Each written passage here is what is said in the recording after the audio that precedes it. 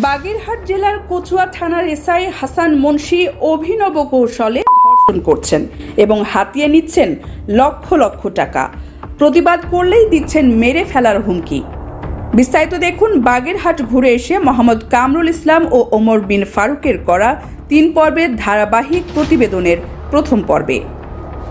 গোপালগঞ্জ জেলার বাসিন্দা হাসান মুন্সি রাজধানীর খিলগাঁও থানায় কর্মরত অবস্থায় পরিচিত হন শান্তা বেগমের সঙ্গে। পরিচয়ের পরই শান্তাকে প্রেমের ফাঁদে ফেলেন হাসান। নিজে বিবাহিত হয়েও অবিবাহিত পরিচয় দিয়ে বিয়ে করেন তাকে। বিয়ের কিছুদিন পরই প্রকাশ পায় হাসানের আসল চরিত্র। শান্তা বেগম আর্থিকভাবে সচ্ছল হওয়ায় কখনো ওসির পদোন্নতির জন্য, কখনো ভালো জায়গায় পোস্টিংয়ের জন্য টাকা দাবি করেন হাসান। স্বামীর উন্নতির আশায় শান্তা বেগম মোট 38 লক্ষ টাকা বিভিন্ন সময়ে তুলে দেন হাসান মুন্সির হাতে। শুনুন হাসান মুন্সি ও শান্তার মধ্যকার কিছু কথোপকথনের অংশ। এখন কি দেওয়ার নাম্বার আমি তো না বলি নাই, তুমি আমাকে দাবি রাখতাম না বললা, তো দাবি আজকের থেকে কি দাবি ছেড়ে দিব নাকি? তো হচ্ছে বলো, আমার উপর দাবি ছাড়বা ছেড়ে তো তুই নেই, কথা খালি বলতে না ওকে বলতো। দেখো আমি তোমাকে একটা কথা বলি, এমন একটা বউ বিয়ে করছে না, সেই বউটা কোনোদিন মানুষকে ভুল বুঝি না, এমনই একটা বউ। কথা বলতে বুঝা আমি বলছি যে আজকে টাকা দেবো, এই টাকার দাবি রাখবো না সেটা কইছি। কেন দাবি রাখবো না? সবকিছু দাবি রাখবো। এই পর্যন্ত যা যা টাকা দিচ্ছে সবকিছু দাবি রাখবো। রাখবো না মানে ঠিক আছে, আর টাকা দেওয়া লাগবে। তুমি নিজের মুখে বলছো, আমি তোমাকে একদিনই বলছি তুমি যখন ওসি বা তার 3 গুণ আমাকে দিয়ে দেবা টাকা। আমি তো রাজি আছি, তাহলে দাবি রাখবো না বলো। কিন্তু যখন শান্তা বেগম জানতে পারেন তার এই স্বামীর বিয়ের আগেই আরেকটি স্ত্রী রয়েছে, তখনই বেঁকে বসেন।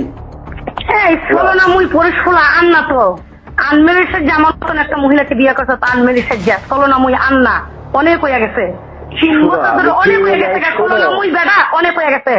কুমারী সাজ্জা বিয়ে করছে টাকা পয়সার লুবে আমাকে। আন্না অনেক নাটক হয়েছে, এবার নাটক দেখ আমি কেমনে থামাই, অনেক হয়ে গেছে আন্না। অনুসন্ধানে পাওয়া যায় গত 24/5/2025 তারিখে শান্তা বেগমকে তালাক প্রদান করে হাসান মুন্সি। কিন্তু তালাকের পরও শান্তাকে বারবার ডেকে নেন, টাকা ফেরত দেওয়ার প্রতিশ্রুতি দেন এবং জোরপূর্বক শারীরিক সম্পর্ক স্থাপন করেন, যা মুসলিম আইনে ধর্ষণ।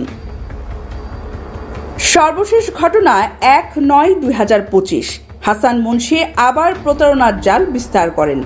শান্তাকে কচুয়া থানায় ডেকে নিয়ে বলেন তার অর্থ ফেরত দেবেন ও সব বিরোধ মিটিয়ে ফেলবেন। 18 মাসের সন্তানকে নিয়ে থানায় যান শান্তা বেগম, কিন্তু জানতেন না তার জীবনে কি অপেক্ষা করছে।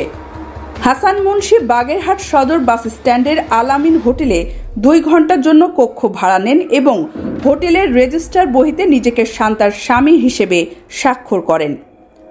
কক্ষে প্রবেশের পর হাসান মুন্সি কৌশলে শান্তার হাত বেঁধে ফেলেন এবং তার ইচ্ছার বিরুদ্ধে জোরপূর্বক ধর্ষণ করেন। এরপর তাকে একটি সাদা কাগজে স্বাক্ষর করতে বাধ্য করেন। শান্তার স্বাক্ষর না করতে চাইলে ব্যাপক মারধর করেন, এমনকি সিগারেটের আগুন দিয়ে শরীর ঝলসে দেন। বুকে, মাথায় ও শরীরের বিভিন্ন অংশে আঘাতে প্রচুর রক্তক্ষরণ হয়। পরে কাপড় দিয়ে পেঁচিয়ে শান্তাকে সদর হাসপাতালে নেন, কিন্তু ভর্তি না করিয়ে বলেন প্রাইভেট চিকিৎসা করাবেন। কর্তব্যরত একজন ডাক্তার সেই সময় শান্তার কিছু ছবি ধারণ করেন, যা আমাদের হাতে এসেছে।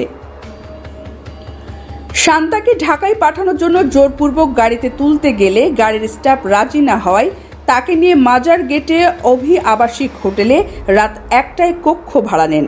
অচেতন অবস্থায় শান্তাকে রেখে পালিয়ে যান হাসান মুন্সি। পরদিন হোটেল কর্তৃপক্ষের সহায়তায় শান্তা ঢাকায় ফিরে আসেন এবং মুগদা জেনারেল হাসপাতালে ভর্তি হন। এসব বিষয়ে হাসান মুন্সিকে SMS করা হলে তিনি উত্তর দেন, তাকে আমি প্রায় 3.5 মাস আগে ডিভোর্স দিয়েছি, কোনো শারীরিক নির্যাতন করা হয় না। কামরুল ভাই, এখন আপনি যদি আমার একটু ভাই হিসেবে যেটা উপকার করতেন, আমি আসা পর্যন্ত তাকে একটু ম্যাচ করে রাখতে পারবেন। আপনি বড় ভাই হিসেবে তাকে আমার একটু মিটমাট করে দেন, সে কি চায়।